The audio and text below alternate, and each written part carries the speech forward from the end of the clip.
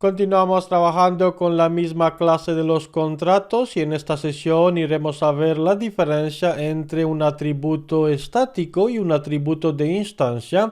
Primero que los atributos forman parte de los miembros de las clases y representan las propiedades que permiten almacenar valores, tipos, estructuras, tipos, tablas o incluso objetos, referencias de objetos y se pueden asignar por debajo de algunas de las tres encapsulaciones que tenemos en la encapsulación pública, protegida o privada. Empezamos con la asignación de un atributo de instancia. Con atributo de instancia entendemos que depende de la instancia de la clase, es decir, cuando la instancia se va a crear, porque estamos en la fase del diseño, de la definición y la implementación de la clase. La clase la podemos ver como un molde y el objeto que se va a instanciar con una referencia que apunta en la memoria del servidor cuando el objeto está instanciado, esto es lo que iremos a manejar en el tiempo de ejecución. En la fase del diseño preparamos cómo será la instancia del objeto con las propiedades en este caso, y las propiedades son representadas por los atributos y los métodos, y los atributos pueden ser de dos tipos: atributos de instancia que depende de cada instancia, es decir, si instanciamos dos o tres veces el mismo objeto, cada atributo de instancia pertenece a cada instancia que se instanció en el servidor de aplicaciones. En cambio, los atributos estáticos son para todos, no dependen de una instancia. Más adelante veremos, en cuanto accedemos a estos miembros estáticos, cuál es la diferencia real entre un miembro de instancia y un miembro estático. De momento empezamos en la encapsulación privada definiendo un atributo de instancia. Tenemos que utilizar la palabra reservada data, la misma palabra que utilizamos para la declaración de las variables.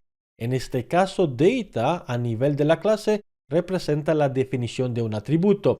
Indicamos client, el nombre del atributo, porque es un miembro de instancia de la clase, y además en la encapsulación privada porque cada contrato va a tener un cliente y el cliente lo consideramos como un miembro privado de la misma clase.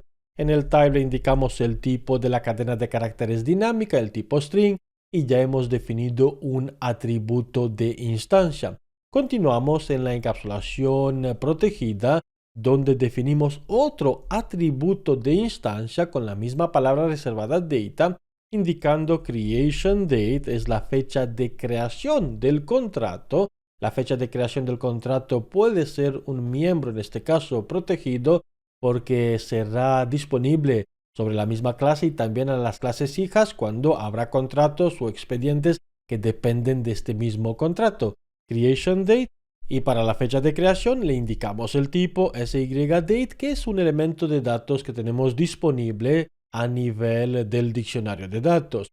Continuamos y en la encapsulación pública de la clase es donde iremos a definir un miembro estático, un atributo estático, utilizando la palabra reservada class, y después con el guión y con data definimos un atributo estático que es la moneda currency. Esta moneda queremos que sea parte del miembro estático, es decir, disponible para todas las instancias. Más adelante entenderemos mejor este concepto. De momento tentaremos la forma de cómo definirlos en cada encapsulación.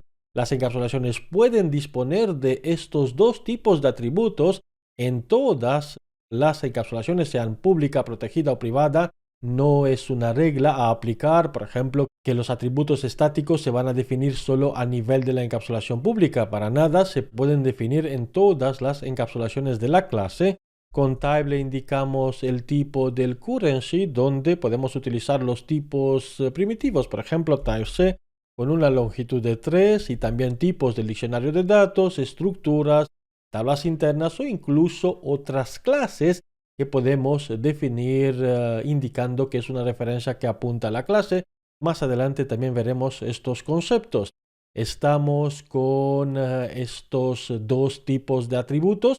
Un atributo estático que se va a definir con class-y data, y un atributo de instancia que se va a definir con la palabra reservada data. Y así es como agregamos propiedades, miembros llamados atributos, en las clases en ABAP.